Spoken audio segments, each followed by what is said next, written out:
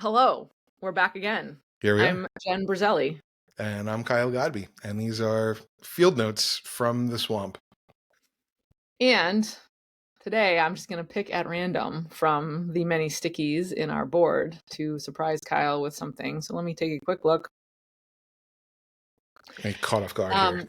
There is one here that says intuition, pretend it doesn't exist versus worship it. I do not remember who wrote this and how it got written down and what the context was at all. So I'm super intrigued without any context to this. What comes to mind for you just based on that sticky in and of itself? I do remember talking about this a little bit, but this is where, and I was just having a conversation about this actually earlier today. Well, I picked a good one then. Yeah. This is perfect timing. Wasn't a long conversation about it, but kind of like pushing into what do we do? This was a conversation about AI, and when we're trying to evaluate risk with AI, and this kind of works with any. We're working in any innovative space or any uncertainty, ambiguity. How do we work in that space? And my response was, we stop forcing people to do what we typically do. That says, if you can't prescribe the problem, if you can't diagnose this, if you can't really have a good language around what's going on and what you want to do about it and why it is a risk, don't come to me with that problem, or don't come to me with a problem without a solution, kind of like all of those sort of things. Yeah, bring me solutions, not problems. Like, yeah. Or there's no data. Where's the data? Show me the data. Show me the metrics. Show me the alarms going off. All that kind of stuff. When we're working in places that are unknown, that are unfamiliar, that are new to us, we can't expect to have a language developed about it. We can't expect to have a familiarity or a good way to articulate what we're experiencing. So we need to give credibility to the intuition or the gut feeling or the heebie-jeebies or whatever we want to call it that says, I think something's off here. And whether or not we feel compelled to pull the rope at that point and say, okay, stop everything, the machine ends now, that might be overkill. It might be totally appropriate. Depends on maybe what you've got at stake in that scenario. But giving a higher degree of credibility, certainly to what we do now, when working with and exploring these spaces. And so I've always been a very big advocate of, first of all, we don't give enough credibility to intuition, and we hire people typically because we want their intuition, we want their experience, we want their talent, we want, if we're hiring generalists, we want them at the intersection of multiple domains. These are all things that are articulated with intuition as often as they are in more tangible ways, I feel. And so in a lot of ways, I think we expect or we need that intuition, but we don't have a very good respect in a lot of our organizations for accepting or digesting or responding to that same intuition. And I think as much as I'm a big proponent for this, there's also a good healthy response that says, well, to what end? And I think that's where we went back and forth, and that's where the sticky came from, which was great. How, let's put this on polls and go from there. I see. Does this ring a bell? No, well, okay. I was asking, are you saying we went back and forth? Because I don't remember that at all. Not necessarily a back and forth, but I think I threw it out there. Earlier conversation, I thought you were referencing this. Oh, no, not that conversation. I see. I mean, yeah, I guess what comes to mind, because everything you're saying is kind of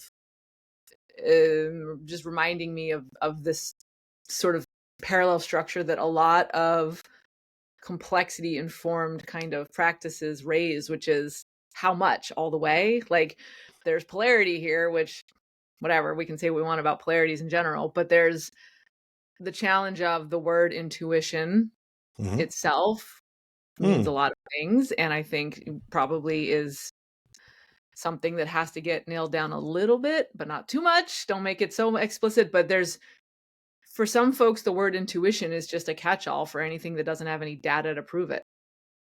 Oh, Right? Which okay, is fair. like, Yep. okay. For other people, intuition is a word for, I can't explain it explicitly. I can't put words on it. I can't necessarily point to the thing, but I do know there's something here, or I know that something's off, or I know that this is right, or, whatever, speaking Hmm. generally. I hear people, especially lately, honor kind of that form of intuition by saying it's another form of data. Hmm. It's data that lives in the body, as Yeah. much as in the conscious brain, or mind or consciousness. Didn't we So have this, William Rehnquist make a Supreme Court decision on pornography? I can't describe it, but I'll know it when I see it. yeah, that's like the number one good Right? example. I actually do trust that example a lot. Formalized now. Yeah. Um, but yeah, so there's that. Institutionalized. But there's Hmm. also, I think the challenge that even if we want to move from at one end of this spectrum is like we have on the sticky, we don't trust it, we don't make any decisions with it. If you can't point to it explicitly with words or numbers, it isn't real, it's not trustworthy.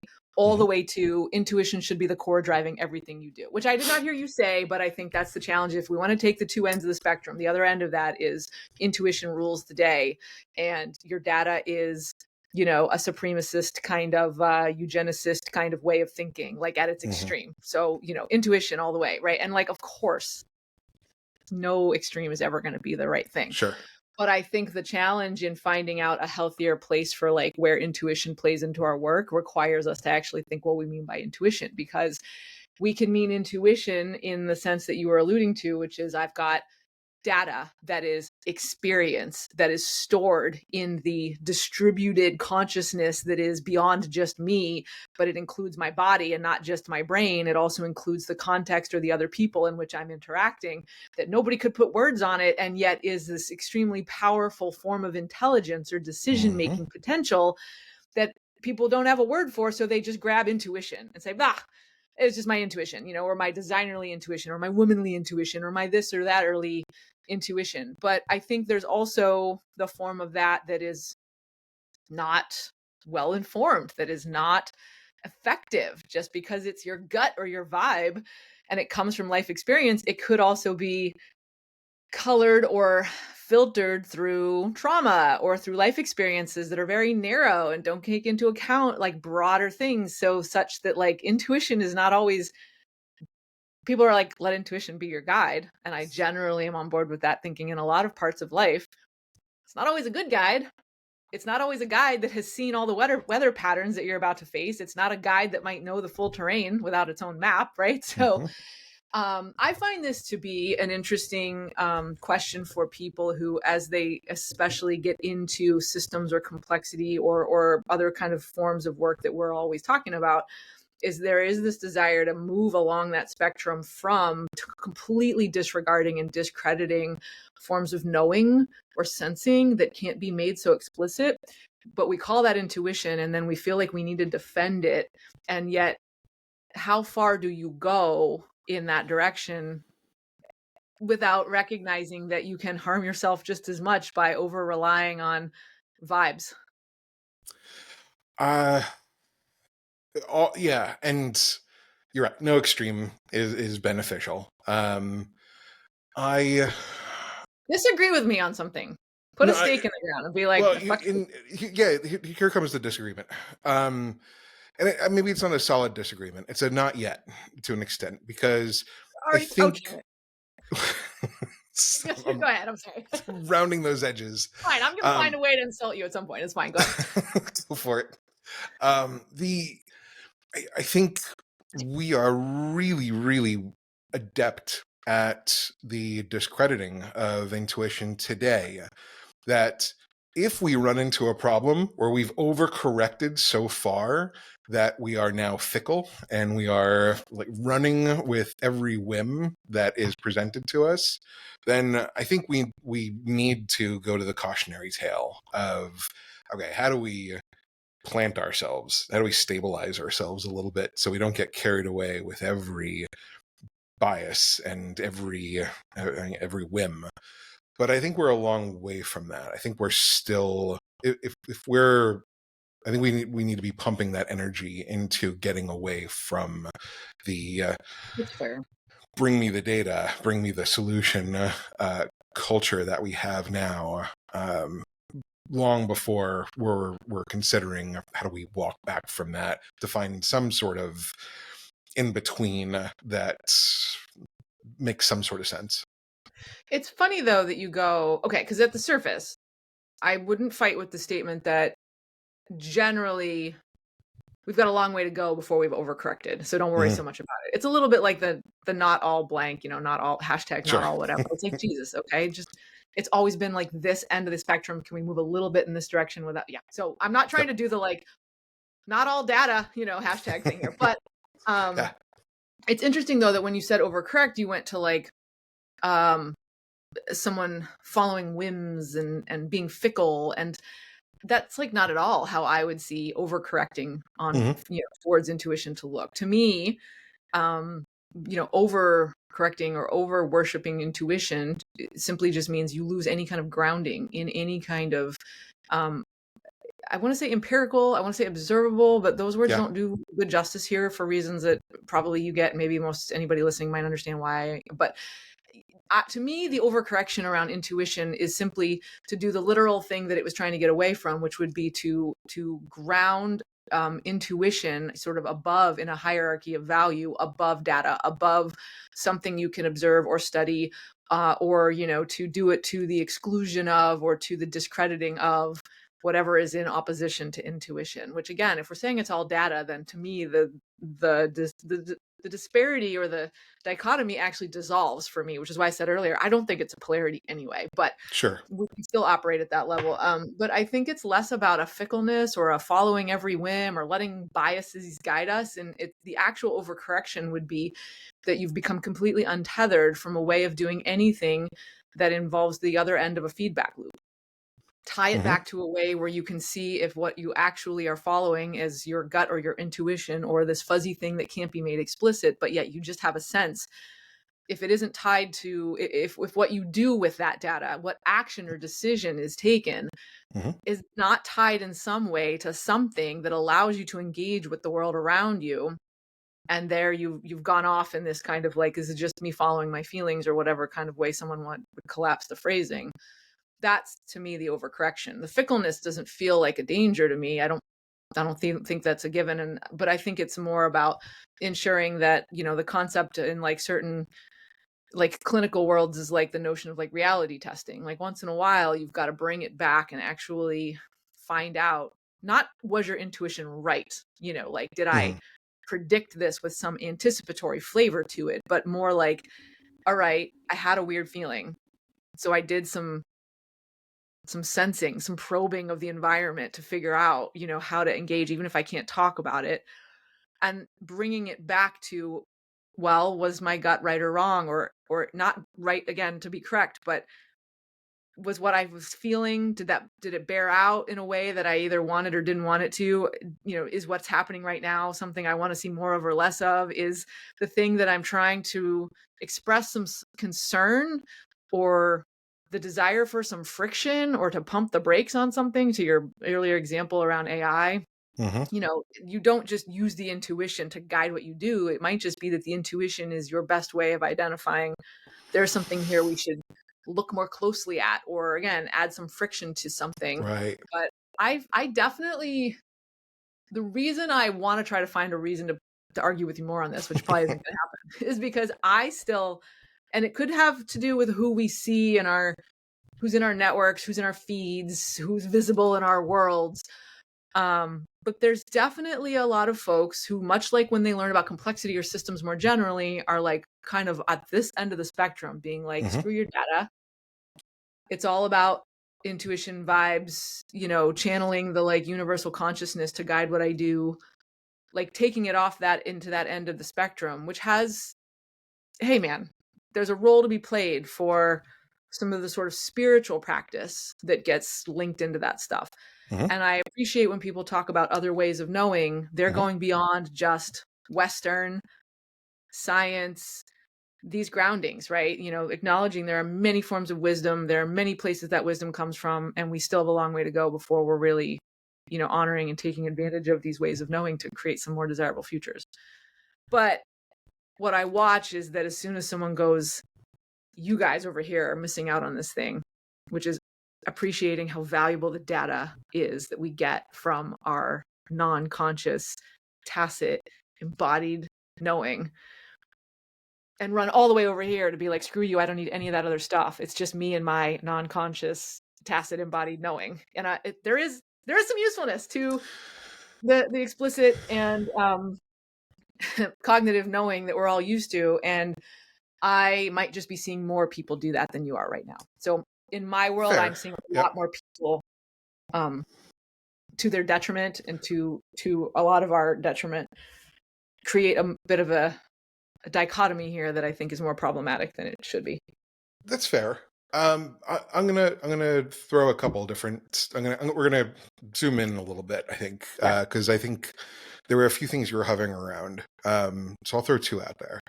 One is you're right. I think there are things that the evidenced empirical sort of the antiquity way of knowing has not served a lot of people and have probably been propped up in harmful ways for a lot of people. And so it is worth questioning and rethinking. And so I think it's totally fair to say have at it. And I'll take that to an extreme um, to say that might I think there's a benefit to that when it introduces new questions. It questions things that we haven't questioned in a long time. I think it also corrects itself when it has an opportunity to. Excellent example. When I first heard about the flat earthers, I said, this doesn't make sense to me, but I'm glad people are not taking things for granted. They're not just trusting something, they're asking the question. They went out and did experiments that were never done before because there were assumptions that were made.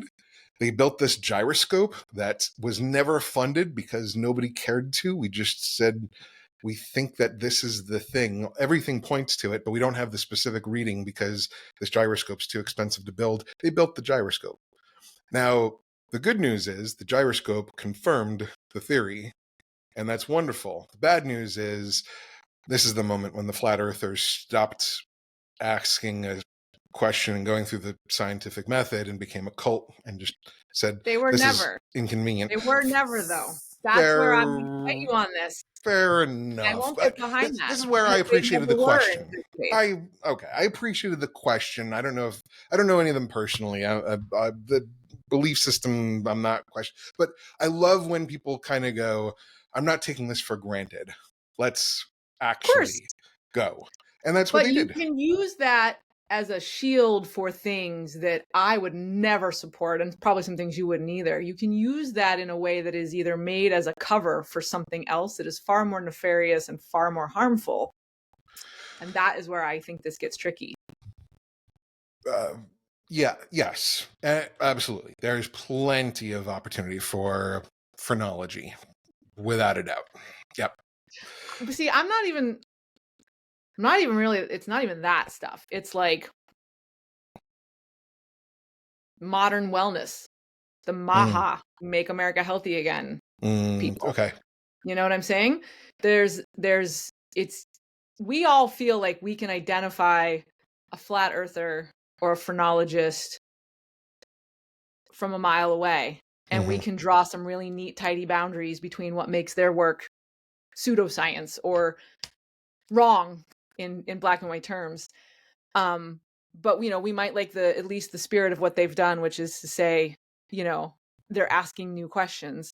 But I think the slippery slope or the boundaries from that to other things are far more porous.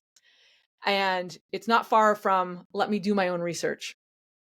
And then for me, it raises the question of where is the ethical responsibility we have to each other as human beings, and where are the boundaries of how we are co-creating or co-making an existence, where how I respond to your sharing or sensing of what you believe to be true based on the data that's in your body rubs up against other data that we as a collective species have also gathered in a way that enables us to be bigger than the sum of all our parts, or for our knowledge to be greater than the sum of all of our knowings and facts. And if I follow certain forms of logic around intuition, that in the version of intuition that means what we're talking about, like the I know it in my gut, there are going to be many, many places where I'm not going to go, even if I like the fact that someone thinks they're thinking for themselves. I would happily have a conversation with one of these folks in the attempt to be a place, a container for them to explore some things they might not feel comfortable doing. But for most of this side of this topic, I think it raises to me very, very real ethical concerns about if someone said to you, I believe in these things that are not just matters of opinion like sports teams and fandom, but like I believe vaccines are dangerous. And, you know, oh, well, you have a right to your opinion. And I actually appreciate that you feel in your gut, you feel in your body that there's something not right here. I appreciate that you want to do your own research and find other authorities that you trust more than whatever authorities have been propped up. You can appreciate the spirit of it, but I think all you're appreciating is like human nature in general. And to allow or to even enable that to continue through its course, you end up having some level of ethical responsibility for people dying, or at least for public health degrading. How much of that one wants, I say you as in the general you, not you, Kyle. Yeah, how much one wants to own that responsibility is everyone's personal choice. Yeah. You know, but that's the side of it that, since you brought the flat earther example, that's kind of where I have to take my response to that. That's fair. And here I'm thinking it corrects itself, because there is good research that natural selection, is that what you mean? No, like if you're going to do your research, you find good research that says, hey, these vaccines are good effect, are plenty effective. Not you're going to Tumblr pages written by bots. But now there, and then I promise I'll shut up for a minute. But you know that's not what people do. Of course. And then somebody might say, well, if people did what was rational, they would. If the system were rational, then it would self-correct. But it's not. And it's not because we're all irrational, terrible beings. It's because we're doing literally what we have evolved to do, which is to figure out who and what we can trust most based on the social or tribal or other factors that make it most likely that we're going to survive. We'd be boring if we were rational. It's smart. Someone who's doing everything we've just described between the flat earthers or the vaccine, the anti-vax folks, obviously we don't want the outcome of this, but what they're doing is still born from an evolutionary instinct that honestly is good for all of us to have, because it's meant that we've survived and thrived as a species. But it's a misapplication of that instinct now to the modern environment. And we pretend that it is sort of just that, not you, but people pretend all that. Well, they say they want to do their own research. What if they really did the research and they would do X, Y, Z? Nah, man, this is where like the entire field of identity protective cognition and motivated reasoning and all of these dynamics are very well understood. And they're not irrational. They're quite rational when you take into account those forces. But that's my challenge with it. It's not self-correcting. Therefore, what role do we play? I say we, the royal we, in terms of helping, hindering, what scaffolding do we want to build? What governing constraints versus enabling constraints do we as a species want to try to establish and hold for each other that protect the runaway instinct on intuition that goes off this direction? Just as much as we don't want to hold ourselves at this end of the spectrum where we completely ignore intuition to our own peril. To me, that's where it gets very ethical, rather than academic. Yeah. I feel like we've got some things built in that sort of care for that. One is we're not identifying a single story or a single bit of intuition, where we have to understand these things. We as practitioners, you mean? We as practitioners, right? So like that, I was going to say, like back to our day jobs, like you know where this really shows up.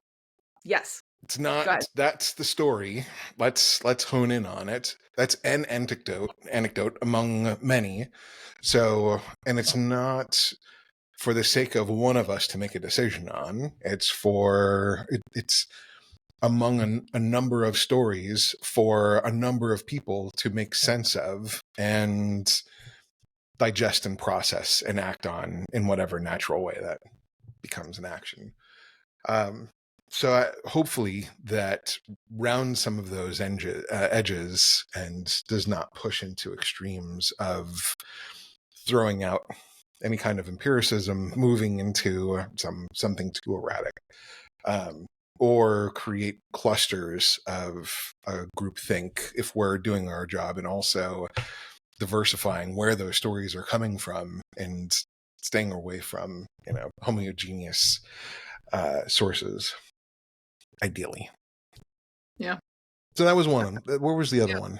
There was Yeah. a What was the second other? one that I was going to throw out there, and I don't remember exactly what it was. I mean, we took that one kind of far, so it's okay if you. I I don't blame you for not remembering. it was the flat earthers, and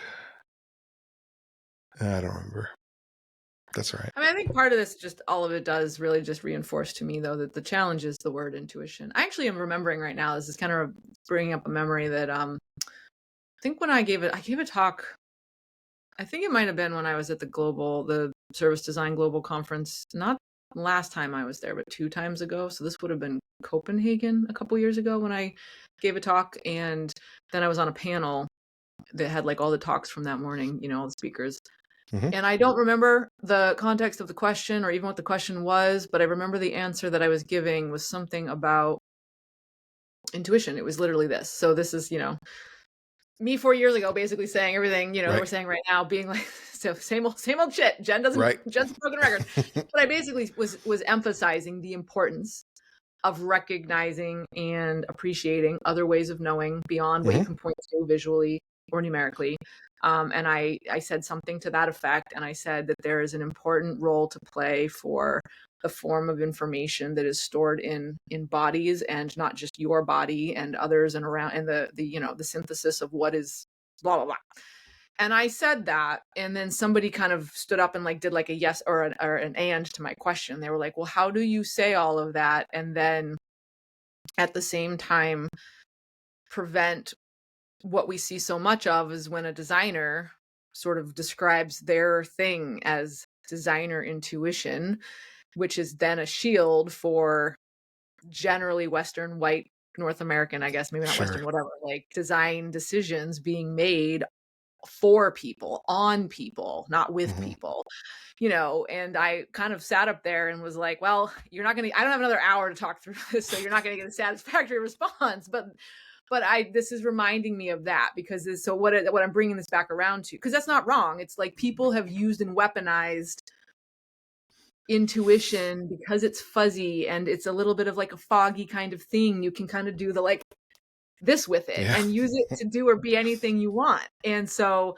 that's kind of my main concern, is that when we talk about it in the way that we are right now, I think it's important to even just ironically like define, or at least put some level of understanding around it, that we don't just mean feels or whatever. It is truly just finding ways to unearth and work with that information that is hard to put in word form, and to use that as data among other forms of data, Mm-hmm. not to use that as the shield to defend your very narrow decision making kind of instinct and enact some level of harm or epistemic injustice on folks. But in that moment when I answered it, I don't remember what I even said, but in the moment everybody was like, oh, that's like 2 different ways of talking about intuition that nobody had ever really even thought about. In that, well, I'm sure they all thought about it, but it wasn't Sure. like on stage that day.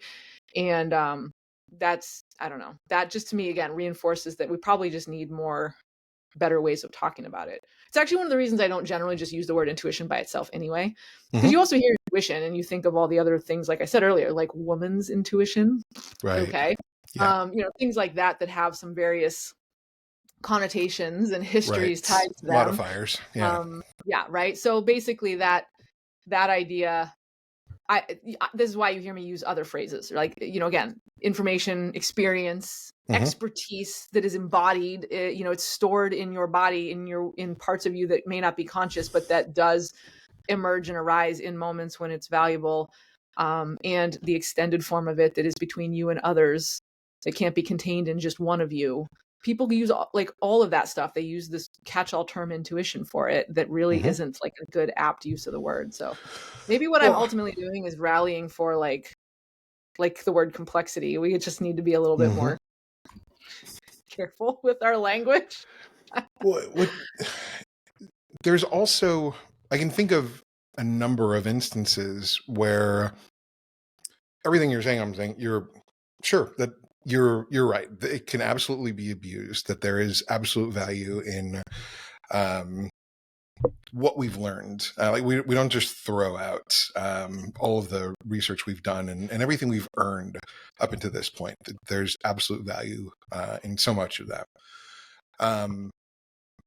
But so much of the "I told you so" moments go to those times when those are defied. And I'll give a hypothetical and an actual story.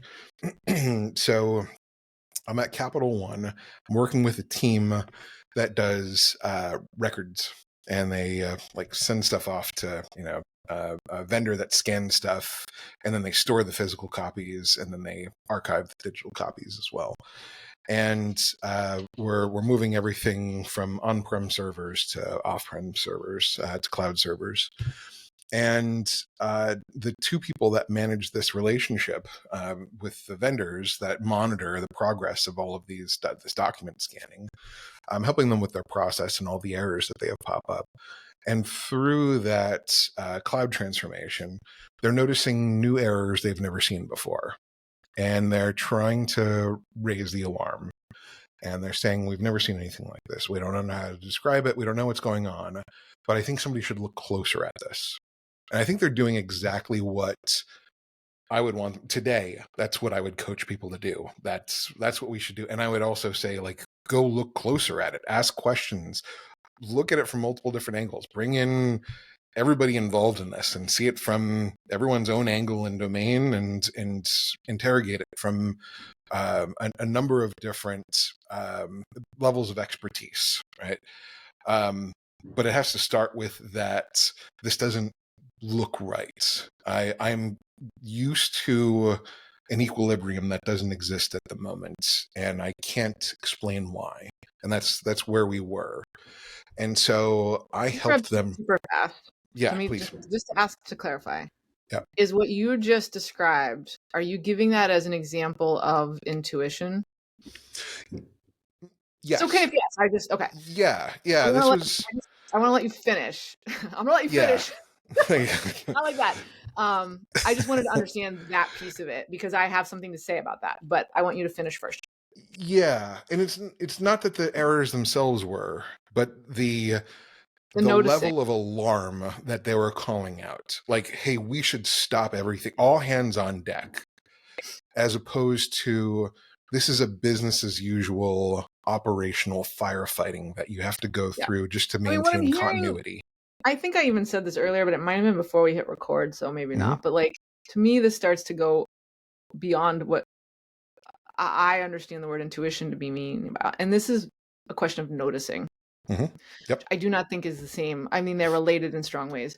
It opens up some interesting pathways for us to explore on other things. But I want to hear the rest of this though, because I'm not saying that really as a retort to anything you're saying. It was just like, wait, what you're describing, I wouldn't think of as intuition. I would think of it as noticing, which carry on.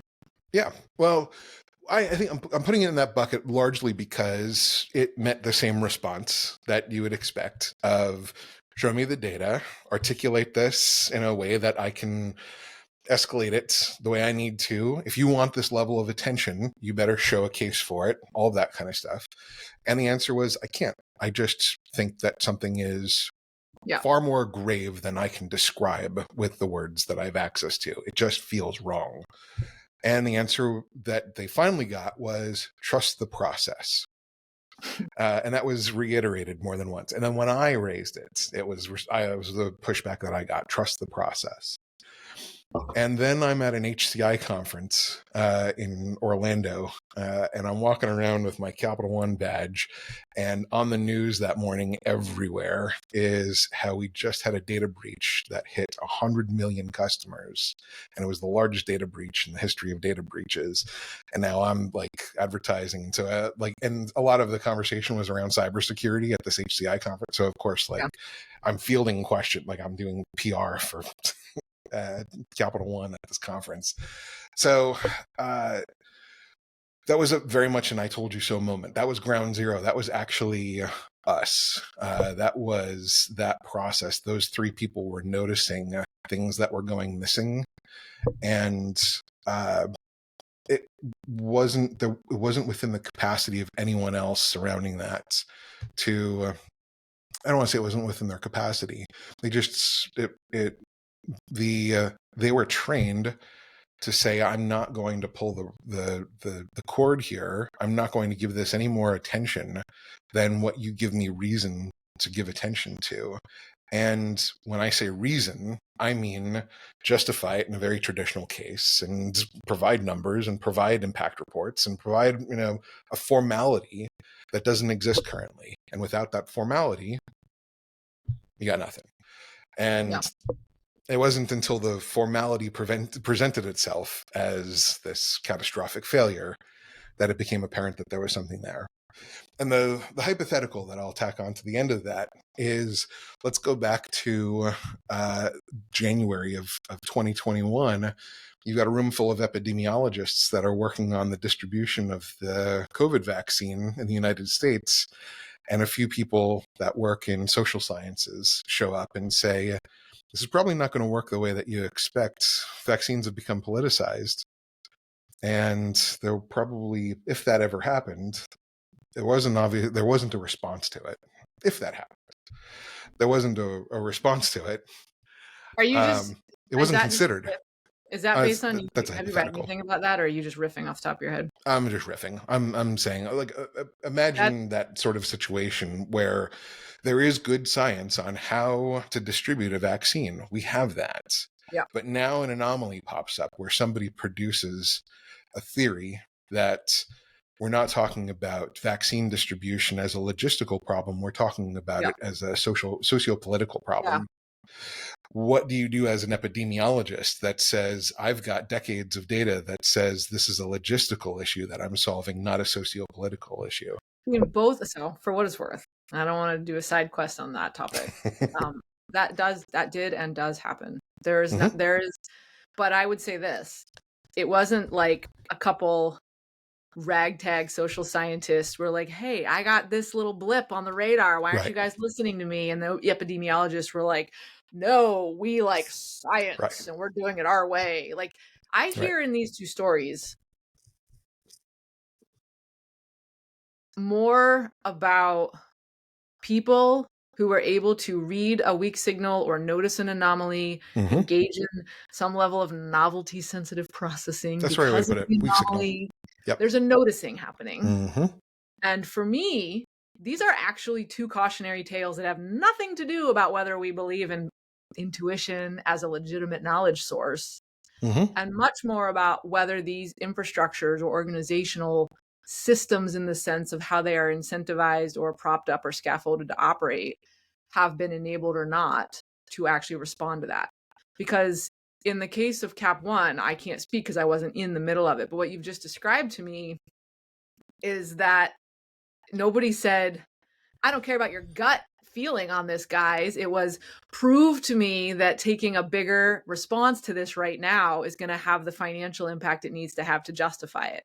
Right. And so you're being asked to prove something in a sort of way, or a misdiagnosis of the type of system that you're in, that is I don't know. I get what you're saying about, like, okay, well, there's the prove it thing, but that to me has almost nothing to do with a trust or a distrust of intuition as like a form of knowing. And the epidemiology case is one that I got to really hold myself back from like going in. We could talk for hours on this because it has so much to do with places where I've spent a lot of thinking and time over the years in my work. But there are tons of people in the world of social science, in the world of decision science, in the world of some level of behavioral science. There are tons of people who not just will do the "I told you so" thing now and be right, but even at the time could basically describe the dynamics and, not ironically, what I mentioned earlier, largely at play, have a lot to do with cultural cognition, cultural theory,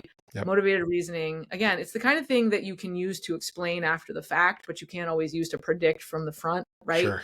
But there is a level of that those folks know deeply. And the epidemiologists, the bad guys in this particular story that are like, no, and they're not, obviously, this is a characterization. Mm-hmm.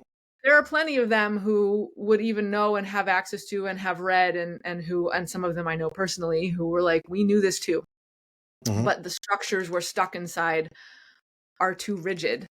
They're fragile, they're brittle because they've been established in a way that for us to get outside of them and move around them, too many other things will have to break. Right. That we can joke, you and I, in our practice, well, if you've built a system or a team or a company that is not adaptive and that is not, able to flex, like we talk about all these buzzwords and complexity. Mm-hmm. If you've built a structure that is so efficient that it becomes crystalline and it Mm-hmm. can't flex, well, what you need to do is find little places to nudge it or to wiggle it and build some slack into the system. And what's the harm that's going to come of that is somebody's uncomfortable with a little bit of a new way of working. And yeah, well, for the epidemiologists to do something that would actually crack this fragile thing enough to be able to adjust would actually also damage like so much about public health that they weren't Right. willing to make some of those ethical trade-offs.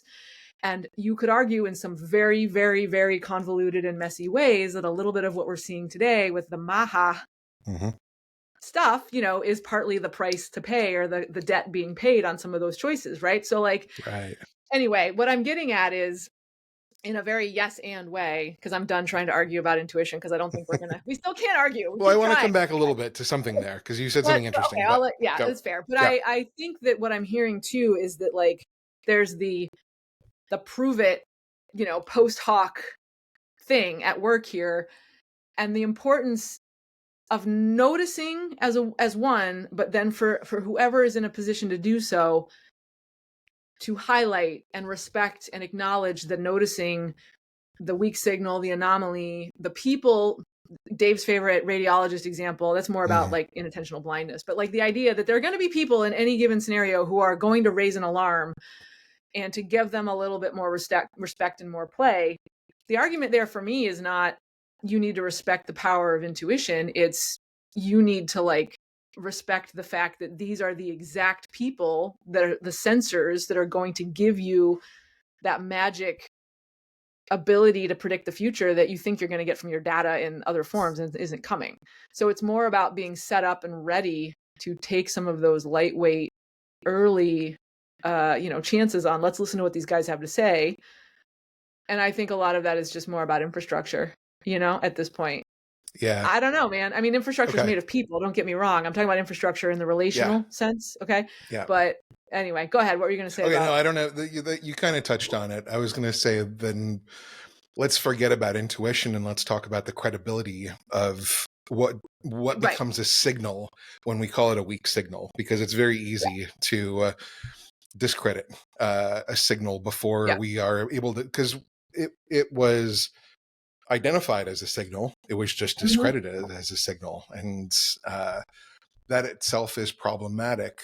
Well, these make good stories. They're good. They become, to your point, and this is where I think systems can be self-corrective. They become the cautionary tale. They become the what not to do. Right. People love those often more than, and take more instruction away from those than the positive case studies. The question is, can you experience a cautionary tale firsthand and survive to tell the tale and still be within the same system to make that adaptation or that iterative change? And in like a US healthcare system versus like a 10-person team, that's a very different scenario. But anyway, go ahead. Well, no, you said something interesting in there, because you're right. If you're going to actually set up one of these sensor networks, if you're going to ask the question, and now you're going to identify your sensors, your people, as being infrastructure and sources of knowing and knowledge, and grant them that trust and credibility as being um, a diagnostic of your system, then you are also committing, you should be, Ethically. you do commit yourself to a response, Do whether or you? not you actually make good on that is another story altogether. But when I brought SenseMaker into Capital One and we started collecting stories, and I saw the immediate trepidation of shit, what did we get ourselves into? I Yeah. started referring to it as the Schrodinger's cat project, that they didn't want to know what was inside the box once they realized they had the box. Of course not. And that's Because of what you problematic. just said. Yeah, I mean, exactly. And I think part of it is because here's the information. Now what do I have? But also, you've got everyone that is now providing, and now you're on the hook. Now they know I've provided. What are you going to do for me? yeah. Becomes the question. This is now a relationship. Yeah, And there's no if you, longer any plausible deniability in the sure, fact that we didn't know. And right, there's no longer the ability to pretend that, you didn't have enough of an understanding of a situation to take action. Um, this is why, I mean, even well before outside of conversations that have to do with more of the distributed sense making, or like even like any form of participatory narrative inquiry, like even outside of any of that, mm-hmm. go back to, I can think of times in my career where leaders I worked with didn't want to say something, or didn't want to invite comment during even a normal all hands meeting. Do we Sure, want to invite people to comment on this? Do we want to give people a chance to ask do Q&A? And more often than not, somebody would eventually say, if somebody asks about this or comments on this, are we in a position to respond to it? If the answer is no, then don't ask at all, because all that mm-hmm. does is make it worse. I mean, so to your point, that is not new. And I think Right, most people in leadership face that at some point or another, and most have, especially in modern organizational settings, which is mm-hmm. probably also one of the reasons that I think, at least in a lot of our work and maybe in North America compared to certain other places, something like the SenseMaker tool takes a little bit more of an uphill battle to get someone to build, because you can't just come in and say, here, you've got all this cool information that you are Mm-hmm. extracting out of the human sensor network brains of all your people. Nah, man, those are humans who, you've made it very clear now that you've extracted that information. But to that end, I guess what I'm getting Yeah, at is that sometimes I don't think it's an automatic obligation that is carried through. I think that it is, like, I believe it would be and should be. Like, mm-hmm. whether you want to consider this like an ideological or political question is probably its own podcast. Mm-hmm. But I do not think that it comes part and parcel for everyone, that if I want to say run a SenseMaker collection Right, of narrative data, and then identify, oh my gosh, there's a hotspot there, and that's really interesting. What is that telling us about our market? Or, depending on what kind of sense maker you're doing and what you're actually measuring and looking at. But I don't think they come part and parcel. And I no, think the fear of, we have to respond to this a certain way, so let's not ask at all, is in and of itself a little bit of a mirage based fear, because you sure, can still engage in some of these forms of sense making and choose not to act, and take with that whatever ramifications may come. It might be a trade-off you want and are willing to make. Anyway, yeah. I mean, we're down a rabbit hole on this, but I do think that, like, that is a big piece of it, It that very much is. Capital One is going to be a big part of it. I've stopped saying feedback loop because I think the phrase has gotten corrupted in a lot of ways. It's I funny, this is one for you. We found one. This one is not a yeah, bad one for me. Okay. is okay. So I've heard people refer to like NPS scores and CSAT scores as being feedback loops, or just Really? sending off internal surveys through SurveyMonkey or like Google Forms, and then not necessarily sharing anything or doing anything about it, but just that's a feedback loop. That's part of our feedback loop. And Well, it's so, part of it. It could be other things. right, but the loop part is ignored. And although I don't know that NPS or CSAT has any loop component to it Yeah, necessarily, so I that's don't know, loop. I wouldn't include that. Yeah, but I say catalytic loop, so that they say I don't understand what that is, and I get to say good. Well, it's like your thermostat. Good It's strategy, Kyle. Way to yeah. go. I want them I to get it. I've dip been into using that a little more. Catalytic a lot lately. Yeah. But here's the thing. Okay, so we should have like a separate Good. segment every time we meet that's like, what wildly misused and misunderstood phrase do we want to like argue about here? Yeah, we can Not have like argue an about. intro music and graphic Yeah, for it too. I'll have to come up with that. whole segment. Phrase du jour. But like feedback loop as a notion too also gets, and I'm guilty of this myself depending on the audience, but you also hear people say learning loop, and you also hear people Hmm. talk about other forms of like communicative kind of loops or whatever, that you're closing Hmm. the loop. And that's not a feedback loop. Like I like feedback loop in the sense that you might talk about in ye old cybernetic example with the thermostat. Like it's Hmm. about things that interact with each other Right. and understanding to some extent the impact they have on each other then creates a change, and the change then creates another change, and such, Right. and that there can be reinforcing or runaway feedback loops, and that there can be limiting feedback loops, and like understanding, and again, not to go down the systems dynamics like causal loop diagram nonsense world Right. right now. I'm just talking at the basic level. Right. So to think about feedback loops in that way, it's funny you're saying this because I've not really encountered that use or misuse of this term. Usually it's, at least the people I collaborate with, they think feedback loop, and they do think a thing happens, it changes something else, that thing being changed has an effect on something else, maybe the first thing, maybe it's recursive, maybe it's not, but it's less, in my experience, people talking about get feedback. That's it. It's, you know what I'm saying, like get That's what I'm feedback getting. Yeah. and then do something with it. And do you have to have so, but like say we take it to mean that Hmm. get feedback, there's one part of this loop there, you're saying the implication is you've got to feed something back to them to complete the Right. loop. Hmm. But do you? Because I could see someone who wants to like misinterpret or go with this other way of thinking about feedback loops. Could it be that the loop is simply I receive information from a source, we call it feedback, which doesn't make sense if you're not actually blah, blah, blah, but that I might then take that and change something I'm doing. The thing that I'm changing might impact that source of the feedback, but it might not need to be necessarily set up explicitly for that purpose if the source of the feedback is coming from something that's in a sort of secondary or indirect sort of place.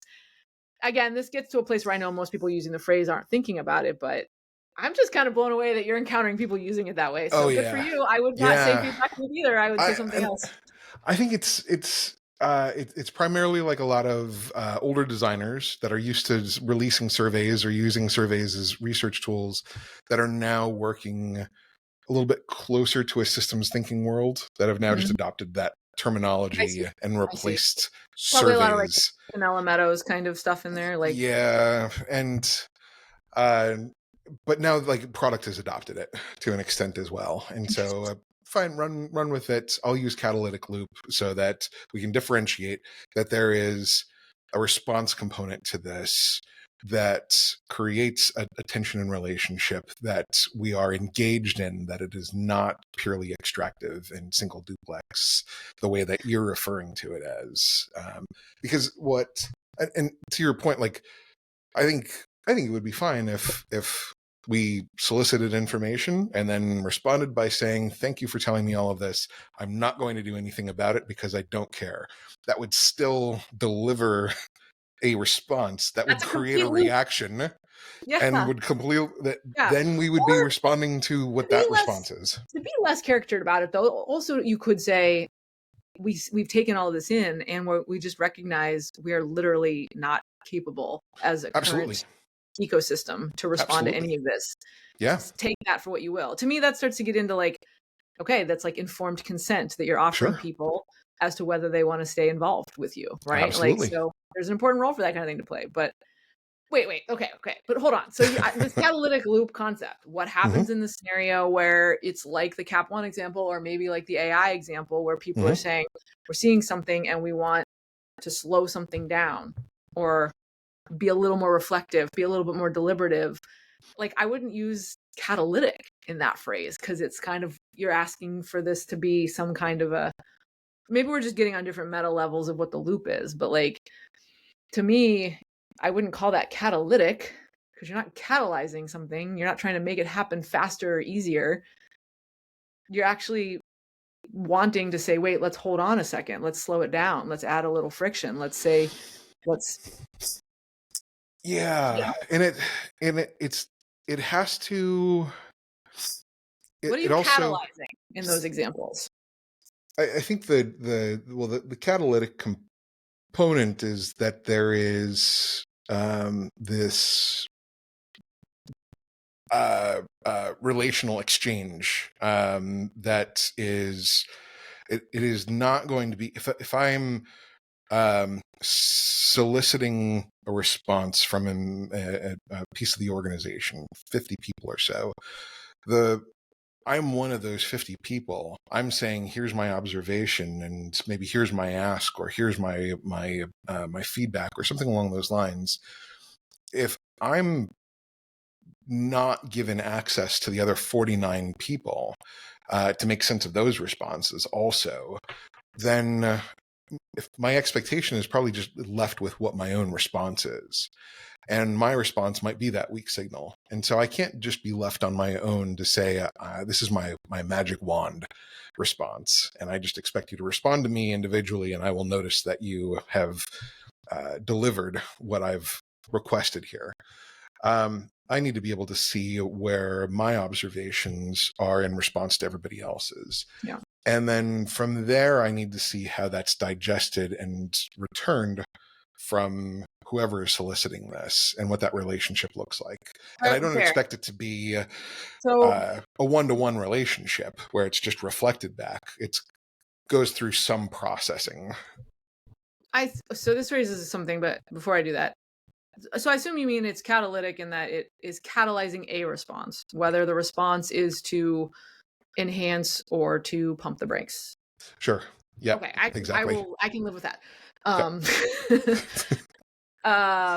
But this is also like raising this question that I think I think it's a Steve Beers thing. The autocatalytic, right? Yeah. I know. I just mean, like, when you use it with people, I'm curious how it gets used, because right, it's not the pure chemists. This is definitely a place where like we were talking the one time about sense and respond or whatever, like different things we do and don't like. I have, or not, even if we still use them. I mean, we use catalyzing, catalytic adjectives in a lot of our materials with my work too. So like, but it's more that the notion of a feedback loop having to be clarified as a phrase, in my world, if there's anything that it's getting sort of overlapped with, it's learning loops, and it's in like learning conversations about, well, a thing happened, what are we doing in response? And then when we do something in response, that changes the information we're bringing in and such. So it's, it's mostly just thinking about a specific type of feedback loop that is focused on reflection and learning, but like not in the triple loop learning way where we all go away in a room and like talk about whatever. So anyway, but I was just intrigued by that. But what you're bringing up is also, we're talking about feedback loops at different sort of scales or granularities or meta levels of some. So it's like the spiral, right? Rather than like the loop and blah, blah, blah, blah, blah. But like, I think the challenge is to think about individual instances where we seek or we receive data, and then that data, our encounter with difference causes a shift or a change in something, what we know or what we're going to do. Shift could just be purely internal and invisible. It might not result in a change in an action or decision, but it might still change something about what we know or don't know to be true, like something.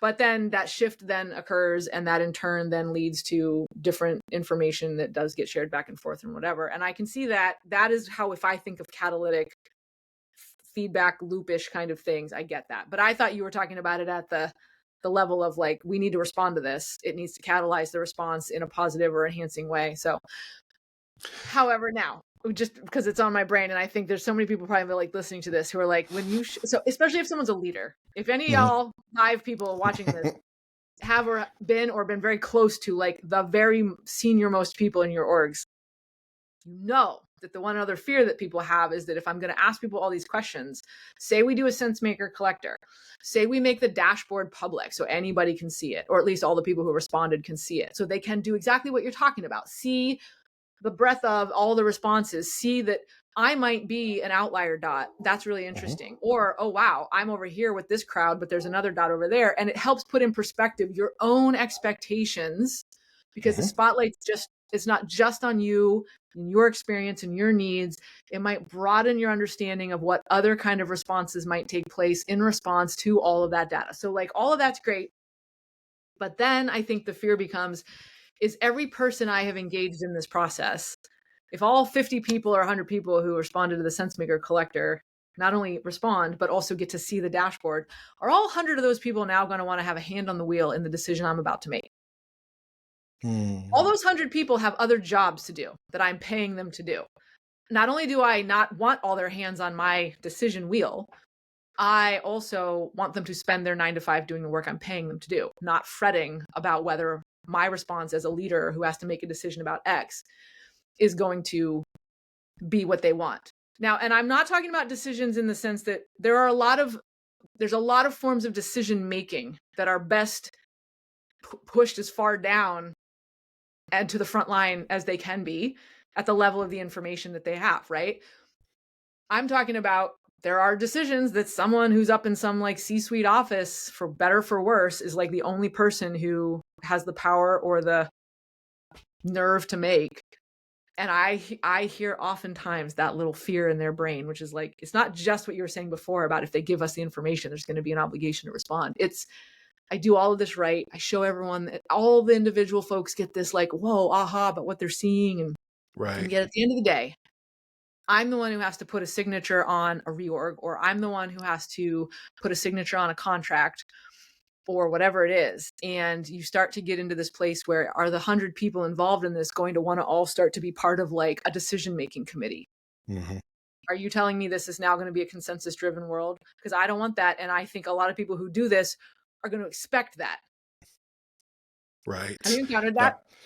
Um, not to that extent, because when I've used this, it's at an enterprise level, and our chief HR officer wasn't worried that thousands of people were going to show up at her office, Mm, looking for a true democracy within the HR department. maybe this is Um, a small org challenge. Anyway, it go might ahead. be, yeah, but I would say that to pile on to what you were just saying, um, that people, what they do, whether they, I think, how conscious it is or not, is with this acknowledgement of where they do exist within this uh, spectrum of sentiment. They uh, it is a an aha moment to an extent, or it is informative. I'll give it that much.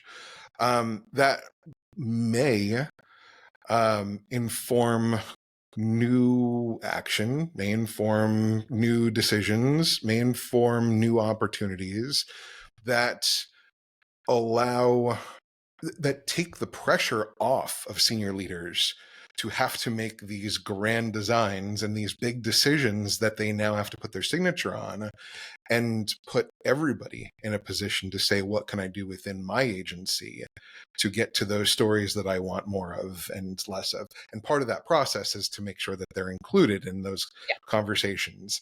And so, if that fear is there, that this is all just everybody sending me their Christmas wish list and I better play Santa, Yeah. that's not the point of this at all. It's for everyone to have a higher acknowledgement of the conditions they're in, as well as the agency they have, and identify their opportunities and capacity within that Yeah. agency and conditions. So it's funny because the times I have encountered this, as you mentioned it, and you won't be surprised to know, have been a little smaller, not tiny, Mm-hmm. but like, the not this. thousands of, enterprise-wide kind of responses to something. But and that's pretty much exactly how it has gone. That's usually the argument I've made with Mm-hmm. some level of success. It takes a little bit of building of trust between you and the leader who's got that concern. So you've got to, at least I have found, I've had to already have some level of like, what if we just try this if it needs to be in a smaller, lighter way that we're not too nervous about it? And then you might see that here's exactly what happens. It actually Mm-hmm. takes some of that pressure off of you, a little bit of a relief valve, because believe it or not, people here are going to actually feel empowered by seeing it rather than feel like disempowered because they're not being allowed to come into the boardroom with you. Yeah. And for the most part, that has been effective. But I've also been party to, or at least had some of a spectator seat to, scenarios where there was not a sense maker collector involved, but just thinking in a similar dynamic, giving people the opportunity to both share their narrative data, if you will, and see others. And then because they all have a very strong opinion of what should happen, but also because the org I would say was full of people who loved the org and really cared a lot about it, Mm-hmm. more than probably average. Everybody was gripping really tight, really tight. And so the argument around like, well, people seeing this, it may free them up and empower them to make different decisions at their level of agency. In an org like this, they were already doing that. And so seeing this sort of just made everybody feel like they were all now CEOs of the company. Right. And it was a story, and I'm being extremely cagey about it. Mm-hmm. But it was not a story. It didn't last. It wasn't like a huge challenge, but it was one that I could see that dynamic playing out at certain scales or with certain stakes that could be scary for a leader. I think you have Mm-hmm. to tread carefully. I don't think it's an argument not to do it or not to engage in this type Right. of participatory sense making and inquiry, right? But I think it does, in this case, really, really highlight where the boundaries are in ways of working that are more like conventional and challenged by some of what we talk about in complexity informed work. So, it would have been a place where if it had been slightly bigger or higher stakes, I think it would have taken more work for the leadership team in this case to figure out how to actually make any kind of responses to the signals that were being seen, to make the Mm-hmm. responses somewhat participatory and actually responsive, not like one and done, but like more iterative. And I think it would have called on the team or the group involved to figure out how to actually become, well, frankly, to build their adaptive capacity. I mean, I know I'm a broken record about that topic lately, but like that was what would have unfolded. In this case, this all sort of panned out in a slightly different way, so it became moot. But it's an interesting thing to think about, I think, for folks who Yeah. are more with those leaders.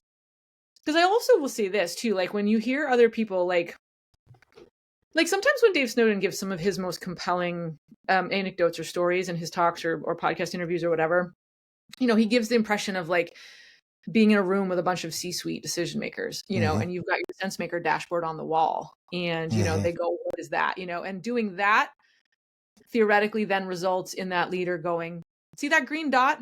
Find me that guy and invite him in here. Right. Whereas in the past, that leader would not have opened his door to that green dot because that green dot was just, the squeaky wheel and like, shut up. So having the dashboard and the whole process legitimizes some of this in a way that then makes that leader have some epiphany and say, wait, those 17% or whatever who are noticing the weird things, or, I need them to come and be in, in my ear about it.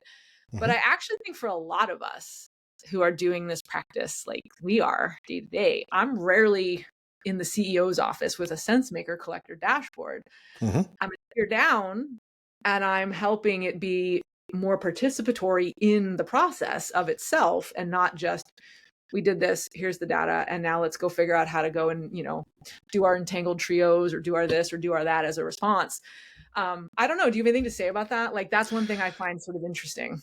Yeah, it's same. I think one of the things that was most surprising and impactful to me was when we were doing a live SenseMaker workshop, and we were finding one of the things we did when we did our breakouts, we broke out by level. And so we had call center Wait, when you say workers. workshop, really quick, just to clarify, to create it, to make it, or to look at it after you had data from it? To create it, before we had Okay. data, we did a sort of proto SenseMaker workshop. So Yeah, to everybody, like design essentially the. an anecdote circle, everyone had the prompt, Yep. and we're telling stories, and then identifying what was significant about those stories, and throwing post-its on a wall.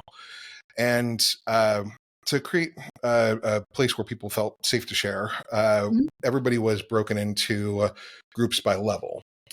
So we just had like frontline call center people and associates and then management and so on and so on. And there were trends that were in each of those groups, obviously, but it was fascinating to see how every group had similar trends that just scaled with what their role was. Mm-hmm. So you had call center people that said, I don't feel empowered to take care of my customers. And you had VPs saying, I don't feel empowered to run my org the way that I want to and support my associates Yeah, or leadership. the time scale just gets larger. That's That's it. it. Decision That's it. making, like time box is That's larger. it. Exactly. The touch points were the same, but the Mhm. reach was different. Yeah. Yeah. So uh, that I think that was the big aha for everyone else too, because then when we put it together, there was this incredible catharsis of how flat the sentiment was and how everyone was experiencing things in a very similar way, and it allowed everyone to have a very different conversation with each other across levels, where the reason we did that breakdown, that reason that we had to create that safety, was because people said I wouldn't be able to have that conversation about not feeling empowered with Right. somebody that was at a different level. But Right. immediately afterwards, that was Yeah. dispelled when they could all say, we're all in the same boat. We're talking about the same thing at a slightly different scale or Yeah. level. So Yeah. yeah, that's what I think is really powerful about this. The word catharsis came up multiple times in the feedback from a session like that. It's something that every time I've done any of those sort of any sort of sense maker activity, the word catharsis comes up at least once. And it's Yeah. usually because there's an unlocking of a language. There's a validation of that story near mine. There's a new relationship of I feel a closeness to something else, or just a realization of now I can contextualize this or frame it in a slightly different way, and that unlocks something for me. Whatever it is, that catharsis is a unburdening and an unlocking that is everything. And so that's become sort of the mission for me when I do a lot of this sense making work. And Yeah. I never imagine that this ever gets funneled up to a report to put in front of a single person to say, here you go. You interpret it in your way, and then you make the decision that will design the, the way that you save these people. If there is a senior person that's going to come in here, and I don't know if it actually happened because I was out of Capital One at the final stages of this. But what I had arranged on my way out was there was a VP population that was included in our segments that took the SenseMaker engagement. The first workshop was going to be just at the VP level, and it was primarily going to be for the sake of influence, so that there was more conversation. It loosened things up, and then it flowed downhill so that leadership was sort of opened up to this across the board. But it was going to be a lot of VPs seeing their stories along with everyone else's, and then having these conversations. So big sense maker. So, but it wouldn't be a single decision maker within the room. Yeah. It would probably be a lot of people with their hands around each other's necks to start out, and then hopefully a lot of kumbaya kind of stuff. But who knows? I don't know how that went down, or I'm not sure whether that went, but that was the idea. Yeah. Yeah. But never coming back to a singular Yeah.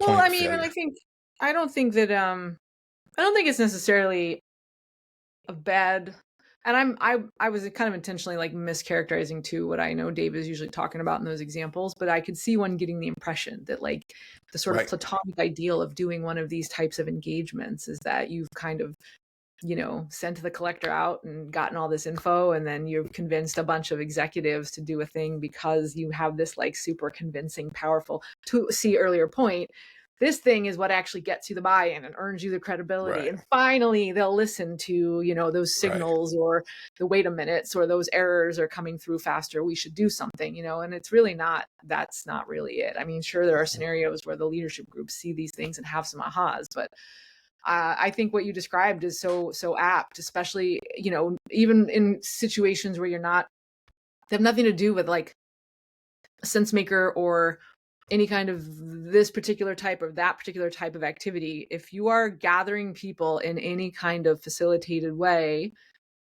that involves groups that you can put together in exactly the way you've said, maximizing something, groupthink for Hmm. trust in those individual groups, and then giving them exposure to what the other groups have said, Hmm. like down to the individual workshop that every time people are like, what? You're a human too, and you have human needs like Right. me? Like, it's just so, as a practitioner, it's one of my like evergreen Yeah. joys, I suppose, is to like have a room full of people who are convinced that they all hate each other and that they're all at odds with each other's motivations. And Hmm. then at the end of the day, it's like, you've got a heart beating blood in your chest too. Right. You put your pants on one leg at a time. Right. Oh. So, especially in orgs where, like, take healthcare, for example, everyone pays lip service to we're here to improve human health and well-being. Hmm. And then every single person in every different part of an org feels like they are the only ones who are really Right. in it for the members, the patients, you know, the caregivers. Everybody else here is just trying to make money or just trying to get by. It's just a day Yes. job for them. They're just trying to make the shareholders happy. Da-da-da-da. I mean, I'm always on about like, you know, whatever, late stage capitalism, but take, you know, a large health insurance company where you could say that you think like because of just organizational bloat, like 80% of that organization is just there to do whatever the machine says to do. Ah, man, Hmm. almost every single person in that company believes in their heart that they are doing what they do for some reason or some way to serve someone else, especially in healthcare. It's like, Yep. you know, they still have to do something that sucks, like work in Excel and then go home and forget they do that for a living. But I do cherish every Yeah. opportunity that I'm ever party to. And I'm not the one actually causing it. I'm simply facilitating, as we've talked about previously, the container in which someone else can realize, holy shit, this person also cares about having a Hmm. meaningful impact. Who knew? Yeah. You know what's I've had to bring this up to people too. I imagine this has come up in your pitching and introduction to this as well. The thing that we're facilitating is no different than the happy hours or the lunch or the time that people have to travel together, and they're having these conversations anyway. Yeah. And they're still Don't say doing that. No this one wants to sense pay for it making. if you do that. Right. This knowledge is being shared. This is the responses are happening. The sense making is happening without the tool, without the facilitation, without the sort of guidance that we bring in that hopes to sort of what we were talking about earlier, those safeguards of keeping us from being too homogenic and diversifying a little bit and trying Yeah. to add Yeah. some sort of ethics and good practice to it. Yeah. Otherwise, it's a lot of people that are saying I got screwed over, and they're ending up like in the corner, and the cynicism is just boiling over. Like this We counteracts had a the buffer in natural the sense sense treatment. making. Right, Yes. Yeah. exactly. So this is not a new thing that we're actually introducing to any organization. It's a formalized version of it. And Right. to an extent, it is not truly formal, but it is more formal than the underground resistance. Maybe I that's a hyperbole, but or not. maybe, But I yeah. definitely, I mean, yes, that's the vibe, that's the sentiment in a lot of the organizations or in the partnerships that have been most productive. Is that somebody? I think of rigor. and maybe Hmm. not formalized, same idea though, that Yeah. like that's usually the word that resonates for some of my clients, is that it is bringing a rigorous process to Hmm. something that might be happening at the lunch tables and at the bars. Maybe it is, maybe it isn't. You don't know because, Right. whatever, orgs are different, culture's different. But it is bringing some level of rigor to a process that enables that in a form that can then be made actionable. Hmm. And eliciting the collective wisdom of the group, like whatever buzzwords or phrases you want. It's not the expert coming in. um yes, I bring expertise in a lot of industries. Yes, I'll sprinkle it in if it's helpful, but like that's not what I'm there for. It's much more about that process. And I think um the savvy orgs and leaders know that. They know, like, we need, like you just said, this, people are doing this sense making Yeah. in the in-betweens, in the corners, in the hallways, in the happy hours. So could we leverage this? The not savvy or the more fearful ones That's may it. not even recognize that, but after the fact they can start to piece it together. So I don't always, not always explicit about it, but like Yeah. very much that is true. This is where Schrodinger's cat comes in too. Like, do we want to acknowledge it? There's a risk there. Do we want that Do we documented? want to And in collapse the wave function? Is that what I'm hearing you say? yeah, well, in some place, like I don't know how it is where I am now, but at Capital One, if we documented it as a process, it then becomes an official document that gets Yeah. audited by regulators, by federal Oh yeah, regulators. Um, do we absolutely. want sentiment automated or audited by federal regulators? That Yeah. is terrifying to a lot of people. Who wants Tyranny to of the stand in front explicit. of Congress? Yeah, I mean, Yeah, that's kind of the danger that I think a lot of folks are not used to right. articulating, maybe, like they feel it. But, Yep. I think that is, and that goes back to a lot of things we talk about around sort of keeping things in that fuzzy state, avoiding that kind of early convergence, Hmm. or making things, maybe this loops back around to the intuition and non-tacit or non-explicit data kind of thing, but being able to leverage and work with at least some form of knowing without Right. ever actually having to formalize it or flatten it into its Right. explicit projection, right? Like being able, and so these methods, all the things we talk about in these and all kinds of other, complexity kind of places on the web, to me, a lot of it boils down to these are just different techniques to help Hmm. you work with a way bigger selection of data Hmm. than what you currently do. And you get to do that in a way that is making all that data available to you without having to over formalize it. Like, that's it. Although the the way that we had to nudge our way through that and say yes, we want that data to be Yeah. auditable is Yes. to use Papa John's and Uber as the example that said everyone talks about this at happy hour. Everyone knows that this is happening, but we don't want to recognize it systemically. And so, Yeah. as long as you're not recognizing it and taking action on it, you're allowing it to reach a critical mass that Yeah. will reveal itself in a way that is going to be well outside of any action you'll be able to take eventually. Yeah. That's exactly what happened to both of those companies. Yeah. And they had to weigh that risk. Do we want to be caught off guard because somebody posts and writes an article for, oh, what was that? Yeah. I Uh, remember. Whatever. Yeah. But and then have the Me Too thing explode around it, or do we want to contain this in house and have to try to explain this as good HR practice?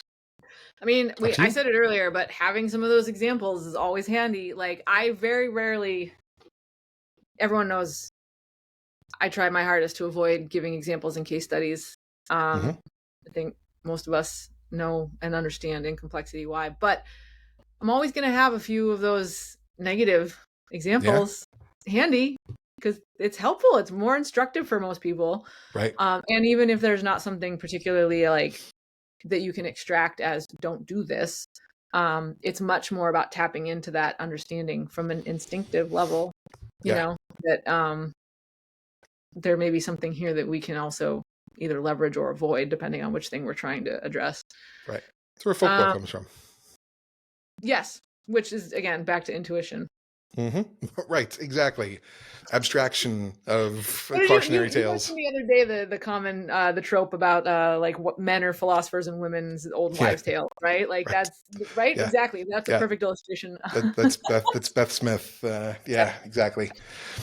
Um, um, yeah, I don't know. This might be we might be getting to a good place to stop. I mean, any last thoughts on this one? I feel like I've got to run soon anyway. But yeah. I think I had something floating out there, but let's. I think that might you be want to hold it another for next horrible time? tangent, and I don't remember what it is. So let's not Okay, pause on it. we'll put it Let's in call this. that. We'll put it on a sticky. This is a neat 10. Perfect. Love it.